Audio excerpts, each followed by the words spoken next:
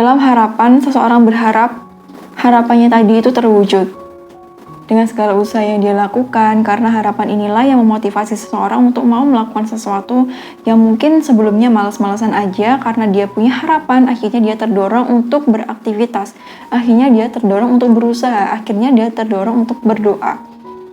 Nah, kemudian ketika seseorang sudah berusaha dan juga berdoa, ingat ya teman-teman, seperti yang aku sampaikan di video sebelumnya, kita punya kendali dalam circle doa dan juga berusaha semaksimal mungkin, semampu kita memberikan yang terbaik pada hari itu, pada detik itu juga. Untuk hasilnya, kita tidak punya kendali di dalamnya.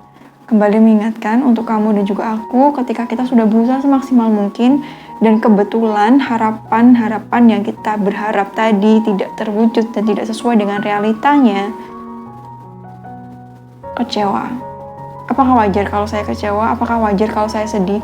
Apakah wajar kalau misalkan saya marah pada waktu itu?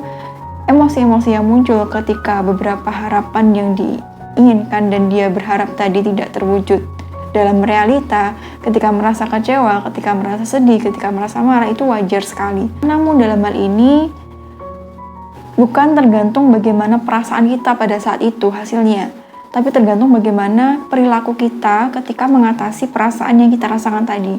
Ketika kamu merasa sedih pada saat harapan tidak sesuai dengan realita, apakah kamu memilih untuk berdiam diri, kemudian terpuruk, merenungi, menyalahkan ini, menyalahkan itu, menyalahkan diri kamu sendiri? Apakah seperti itu?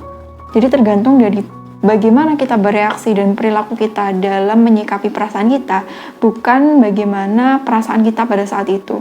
Karena dalam hal ini, seseorang ketika punya harapan, semuanya pasti pengennya terwujudkan.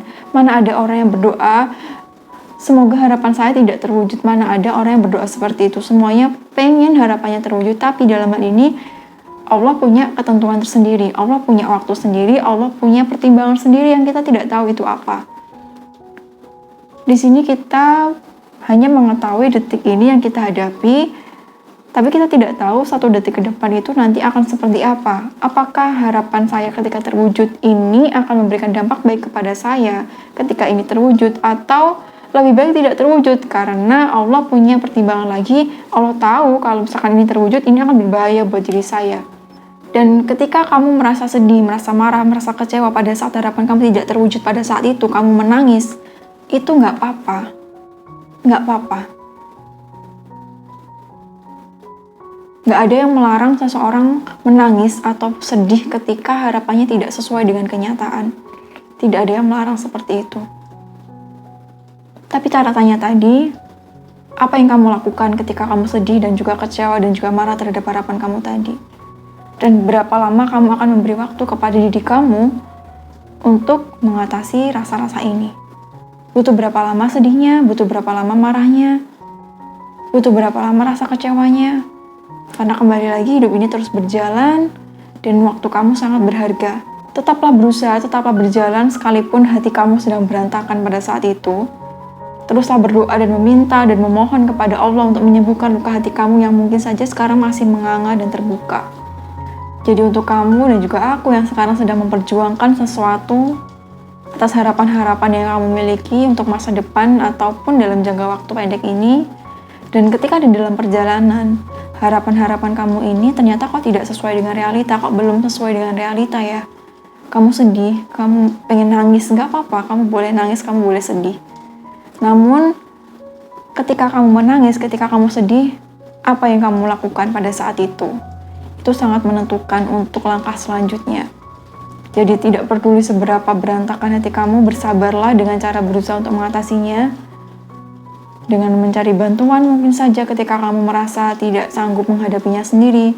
Yang pertama dengan mendekatkan diri ke Allah dulu. Jadi larinya ke Allah dulu, baru ke orang ya. Ke Allah dulu, kemudian dengan memperbanyak istighfar mungkin saja. Membawa diri ke dalam lingkungan yang positif, bersama dengan orang-orang yang positif yang akan support kamu, yang akan membentuk kepribadian kamu menjadi lebih baik lagi. Dengan input-input positif yang akan kamu terima di dalam lingkungan positif itu, karena itu sangat penting sekali. Apalagi ketika kondisi emosi sedang labil. Ketika sedang kecewa, ketika sedang sedih karena ekspektasi tidak sesuai realita.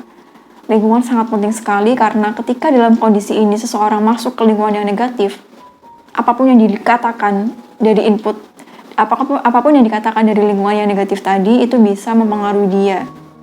Karena pada saat itu emosi orang pada saat labil itu gampang sekali untuk dipengaruhi.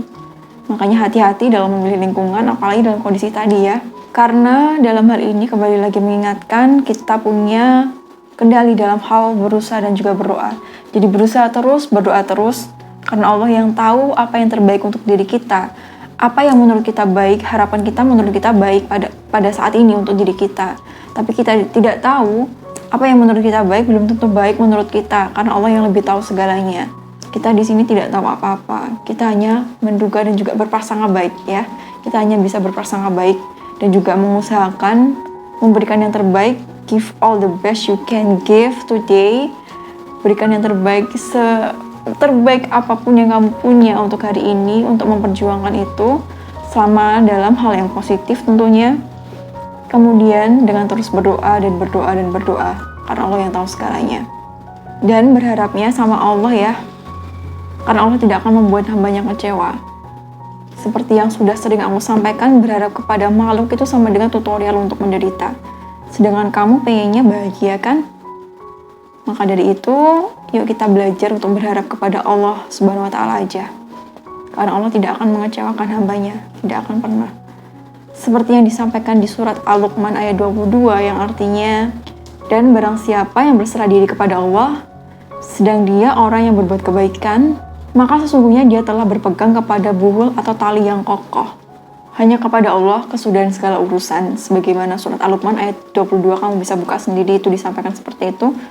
Jadi teruslah berjalan, sekalipun sekarang hati kamu masih merasa sakit, Allah akan memberikan obat dari rasa sakit yang kamu rasakan.